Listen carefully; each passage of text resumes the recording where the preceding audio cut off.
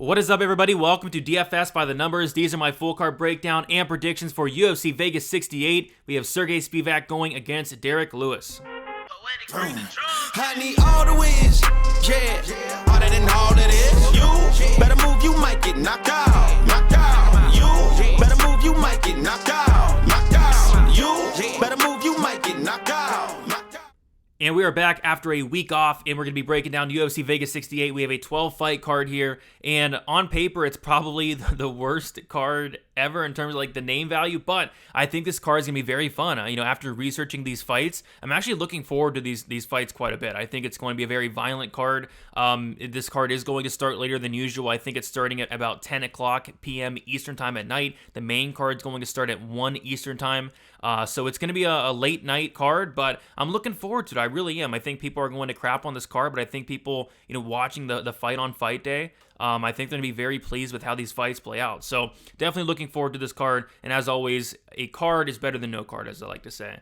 Before we get started, if you guys can please leave a like on the video. As always, it's much, much appreciated. Subscribe to the channel. Trying to reach 20K in the very near future. Also, I do want to shout out the winner for the Significant Strike contest. It was 2 weeks ago at this point. It was the Significant Strikes combined between Jamal Hill, Glover Teixeira, and I'll say that nobody was close at all. But shout out to Scott Hawthorne 8755. He guessed 316. The correct answer was 307. So congrats to you, Scott. Scott, if you can hit me up on Twitter or Instagram with your PayPal or Cash App, I will get your winnings there. But yeah, congrats with that guess. Like I said, nobody was even close to the correct answer there.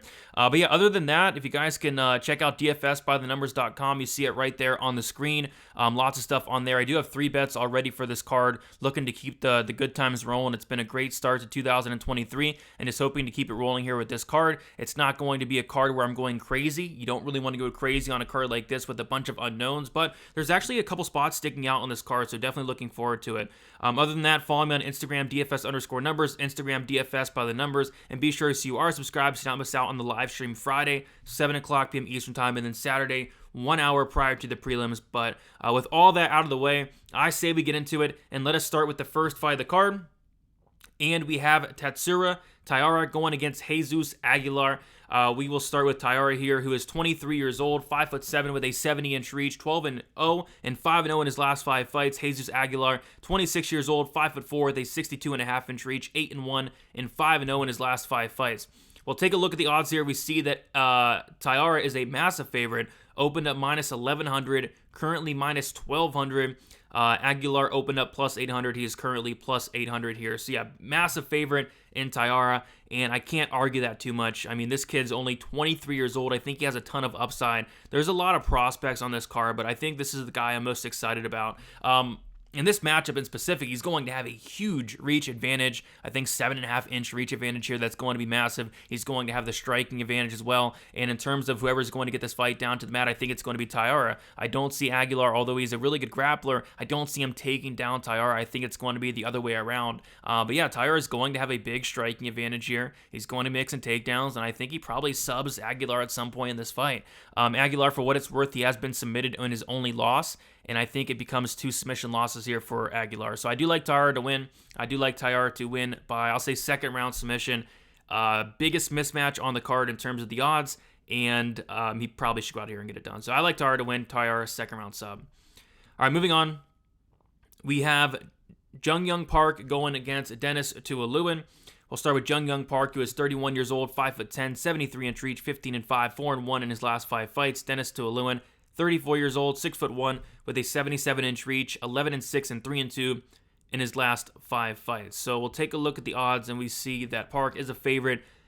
He opened up minus 200, currently minus 210. Denis Tiuliulin opened up plus 170, currently plus 180. And I'll come right out and say that I do like Park quite a bit in this matchup. I think it's a really good fight for him. Jeong Yeong Park, I love the cardio. I love the volume he brings. He has very underrated grappling as well, which I think is going to come into play. And he also showed that off in his last fight against Joseph Holmes, where he's able to get a 2nd round sub, right? So in this matchup, I think he's more defensively sound than Denis Tiuliulin, who has like I want to say it's like 42. 42% strike and defense for Denis Tiuliulin. I mean, this guy blocks punches with his face, and he's able to do it. I mean, he has a great chin. He relies on that durability, but He's very, very hittable, right?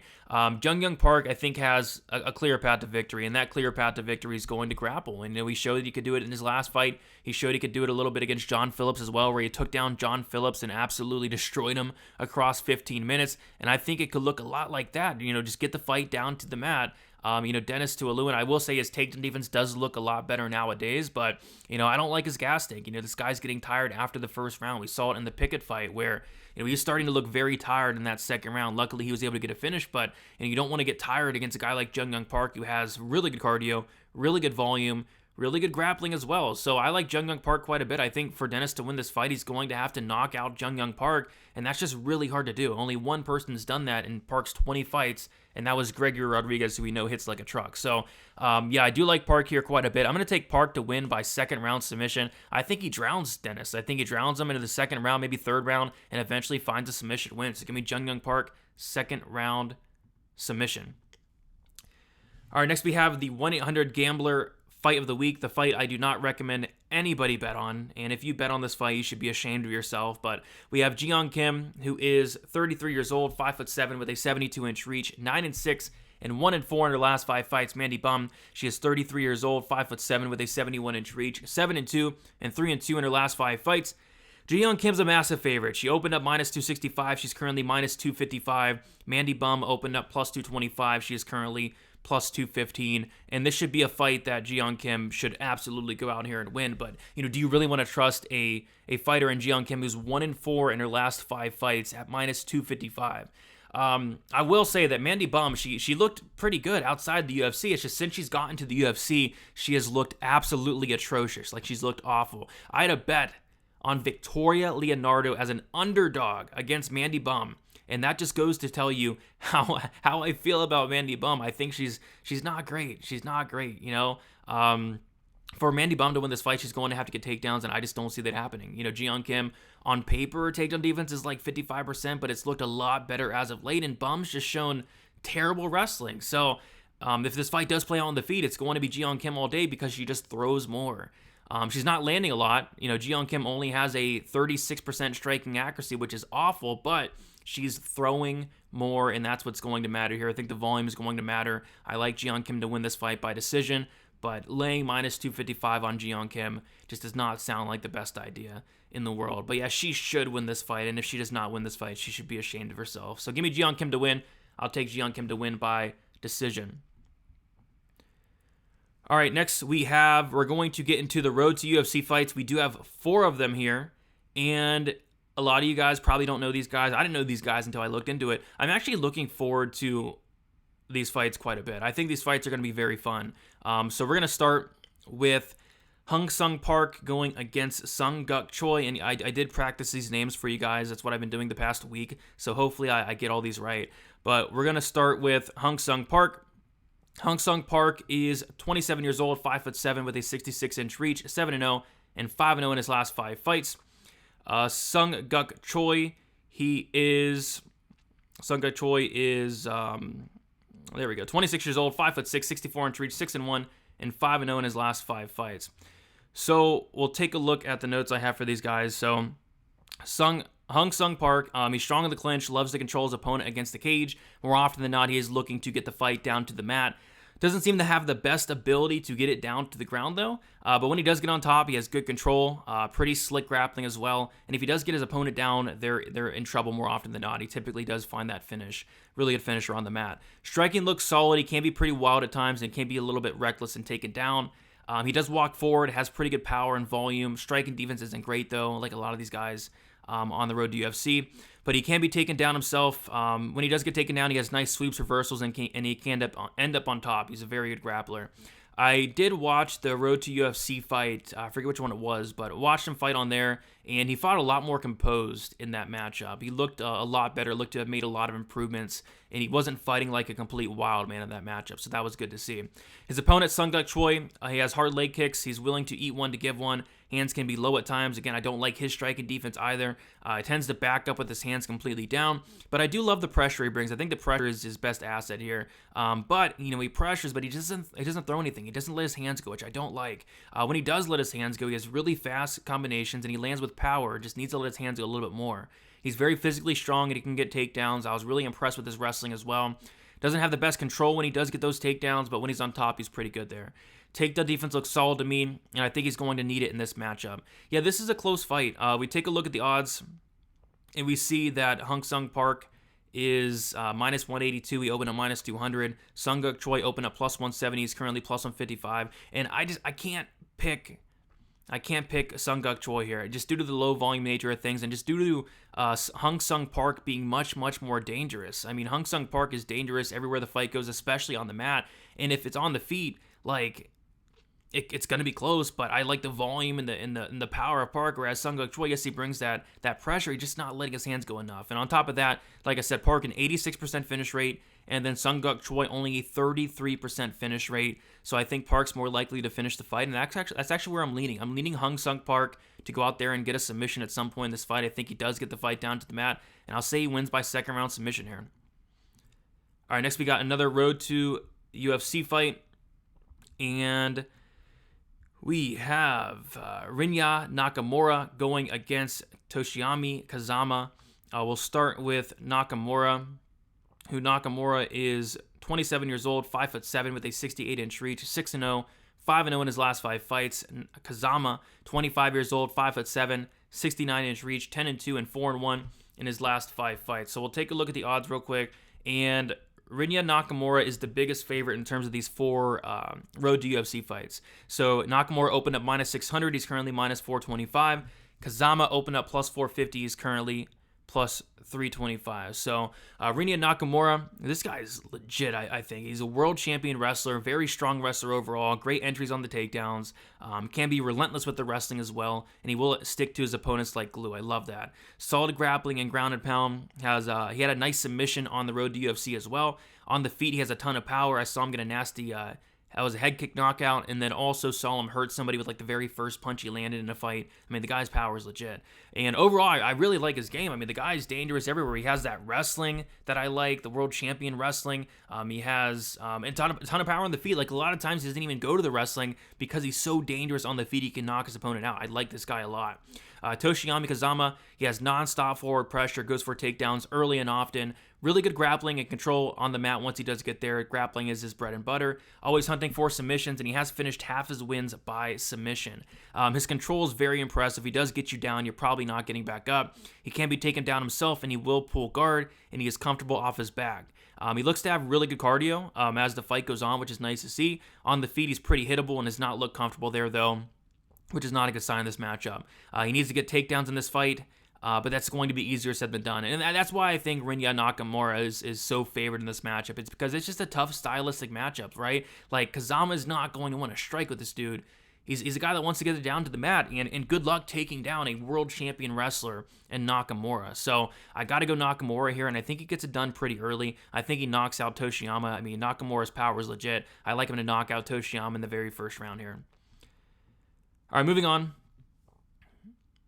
We have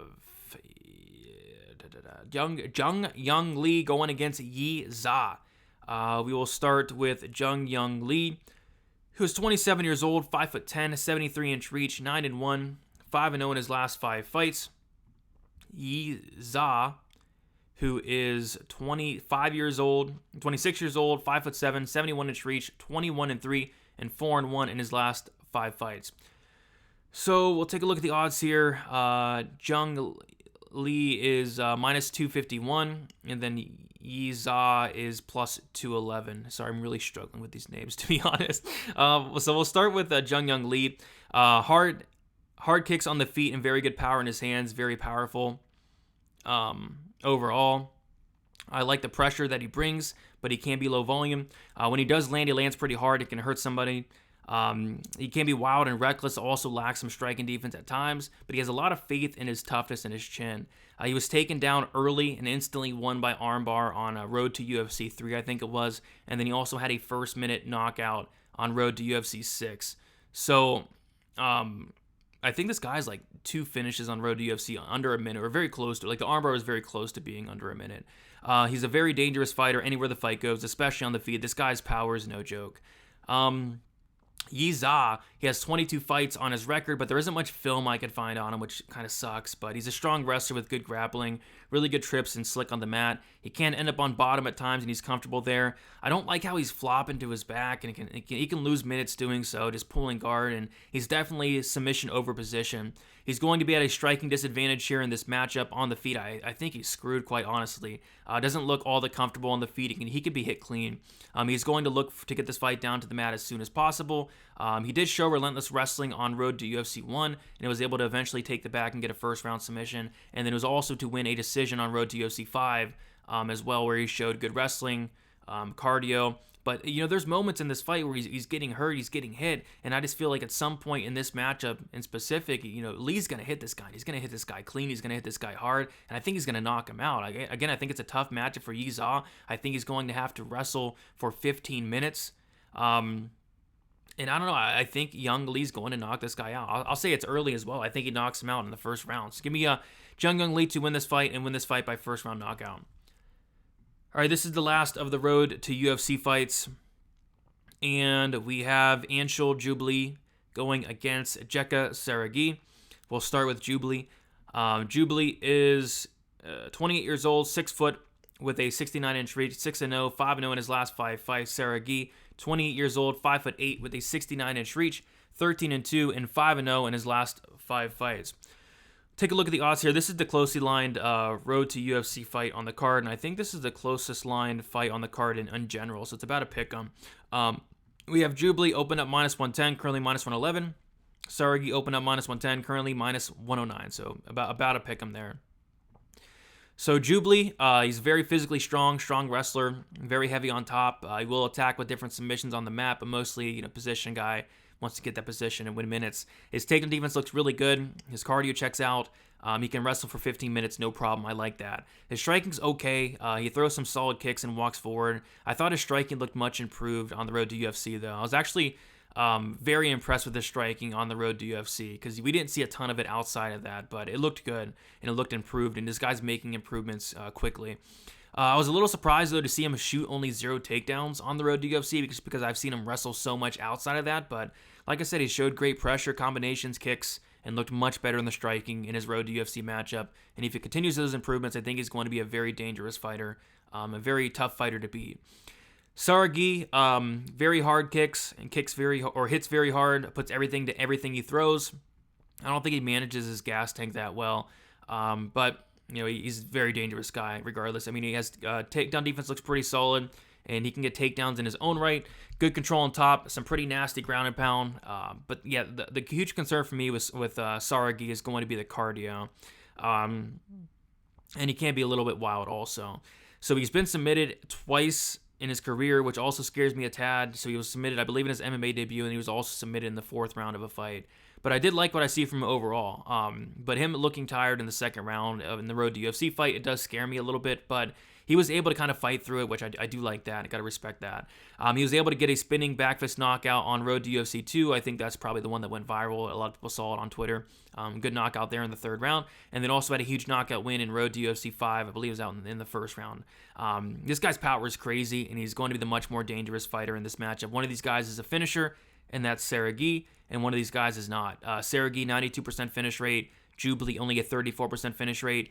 And, Jubli, like I said, this guy's making improvements in the striking, but I just did not like how he did not wrestle in his Road to UFC fight. If he does not wrestle here, I think he probably gets knocked out. Like, if these guys stand and bang, Saragih's power is no joke. So, it's a line close for a reason. I think Jubli has passed a victory here, and I think if this fight does get extended, I do favor Jubli. I think this could be a good live betting fight, but I'm going to take Saragih to get the early knockout. I'm going to say he knocks out Jubli in the 1st round. This guy's power is insane, and I think he does land something early. So give me Saragih for the 1st round knockout. If it does get extended, though, I will have my concerns. But with that said, I do like the fact that he was able to get a 3rd round knockout when he was tired as well, so that's good. All right, next we have, I believe this is the main card, Yusaku Kinoshita going against Adam Fugitt. We have Kinoshita, 22 years old, 6 foot with a 71.5-inch reach, 6-1 and 4-1 in his last 5 fights. Adam Fugitt, 34 years old, 6'1" with a 77-inch reach, 8-3, and he has 4-1 in his last 5 fights. I think this fight is going to be an absolute banger. Cannot wait for this one.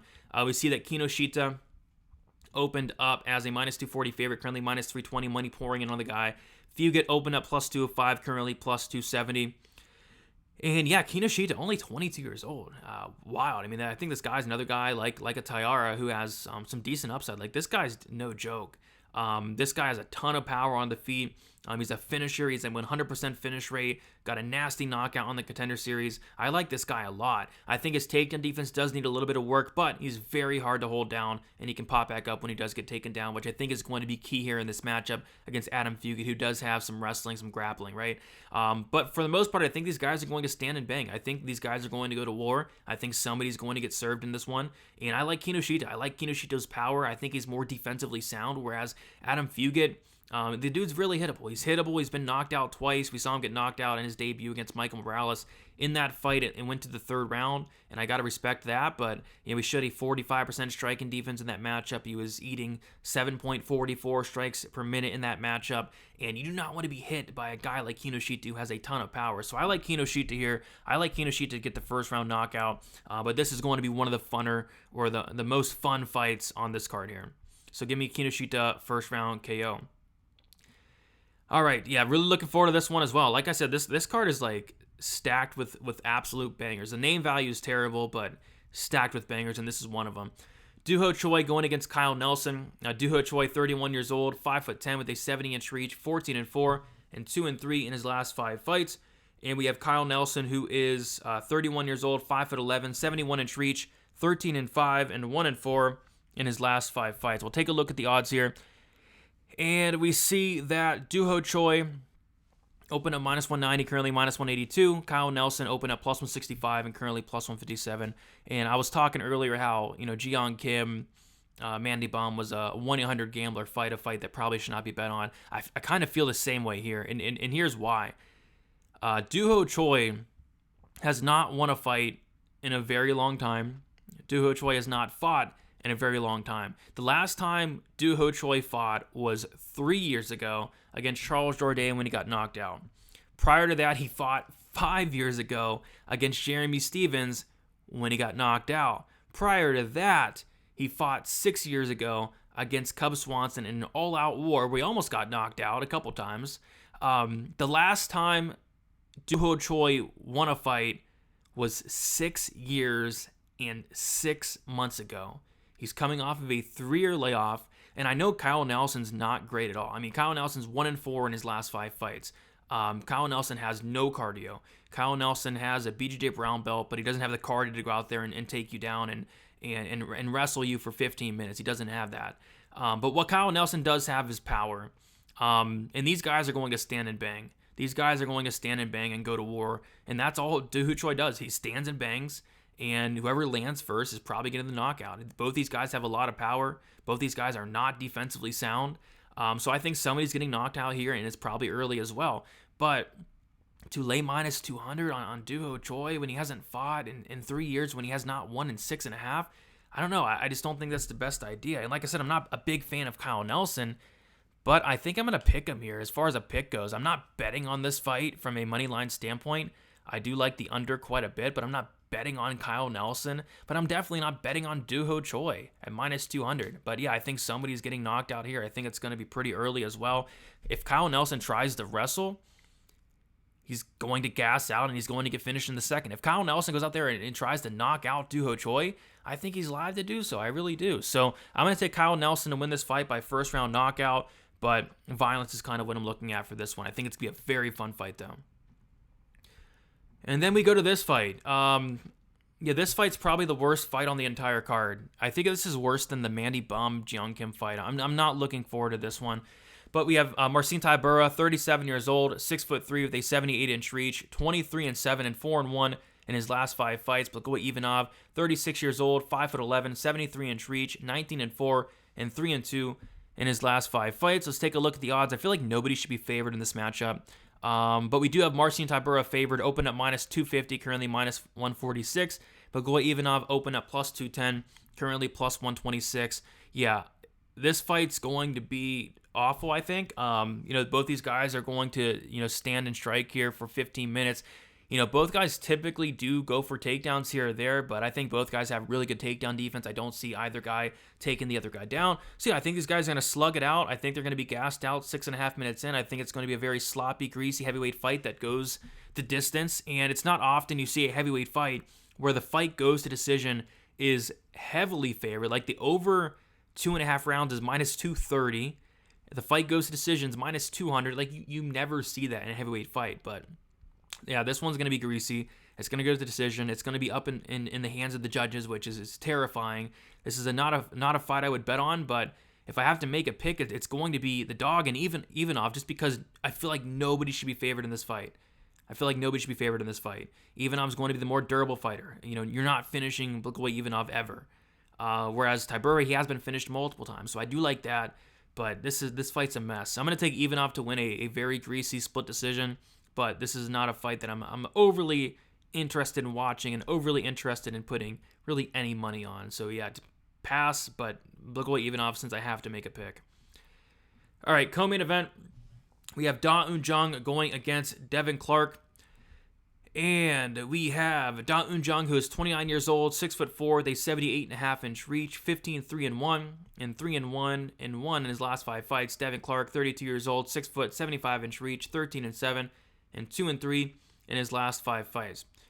Da Un Jung is the favorite here. Opened up minus 240, currently minus 200. Devin Clark opened up plus 205, currently plus 170. And yeah, I think it's a pretty good matchup here for Da Un Jung. Da Un Jung is going to be the bigger fighter here, the more powerful fighter. I think he's going to be the better striker as well. And Devin Clark in his last fight, he looked awful. I know it was against what was his name, Azamat Murzakanov. But man, I mean, he looked like he didn't even try in that fight. He got outstruck 79 to 14. Devin Clark attempted 0 takedowns. I mean, if he attempts 0 takedowns in this matchup, it's gonna be the same result, if not him getting knocked out sooner. And on top of that, like Devin Clark in this matchup, he needs to wrestle. Is he going to take down, a much bigger Da Un Jung, who on paper has about a 90% takedown defense? I'm not so sure about it. And Da Un Jung very physically strong, and I think it's a bad matchup for Devin Clark. So I like Da Un Jung quite a bit. I like Da Un Jung to win by knockout, and I think it probably comes, pretty early. Devin Clark is super tough. He really is, but he's been knocked out a lot. Devin Clark, what does he have? 7 losses. I want to say like 6 of them. Yeah, 6 of them have came inside the distance. 3 by knockout, 3 by submission. I think he gets his first knockout or his 4th knockout loss here against Da Un Jung. Just seems like a nightmare matchup for the guy. Da Un Jung, a ton of power. His cardio is solid. He can go 3 rounds if need be, but I think Da Un Jung gets a knockout here, and I think it comes in the first round. All right, main event. Serghei Spivak, Derrick Lewis broke this one down a couple months ago. Derrick Lewis pulled out on fight day, which sucked.